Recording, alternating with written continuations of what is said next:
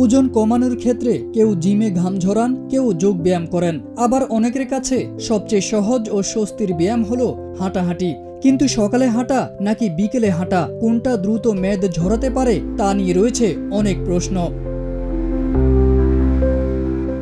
চিকিৎসকদের একাংশ বলছেন সকালে হাঁটার অনেক সুফল রয়েছে। ভোরের নির্মল বাতাসে হাঁটলে ফুসফুস পরিষ্কার থাকে। তাদের দাবি সকালের হাঁটাহাঁটি গ্যাস এবং হজমজনিত অস্বস্তি দূর করে, ফলে ওজনও নিয়ন্ত্রণে আসে এবং কাজে নতুন উদ্যম বাড়ে। এমনকি অনিদ্রায় ভুগলেও সকালের দিকে হাঁটাহাঁটি উপকারী হতে পারে। অন্যদিকে বিকেল বা সন্ধ্যায় হাঁটারও আছে নিজস্ব উপকারিতা। সারাদিনের ব্যস্ততা শেষে হাঁটাহাঁটি মানসিক চাপ কমায়, যা ক্লান্ত শরীরে আনে নতুন উদ্যম। অনেকের অভিজ্ঞতা বলছে বিকেল বা রাতে নিয়মিত হাঁটলে ঘুম ভালো হয় আর ধীরে ধীরে শরীরের বাড়তি চর্বিও গলে যায়।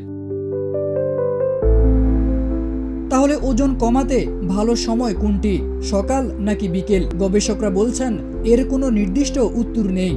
দিনের যে সময়টায় হাঁটতে স্বাচ্ছন্দ্য বোধ করেন সেটাই আপনার জন্য সেরা সময়। সকাল হোক বা বিকেল, নিয়মিত হাঁটলে ঝরবে মেদ এবং বিভিন্ন রোগ থেকে পাবেন মুক্তি। তারেক আজিজ খান, প্রজন্ম 24।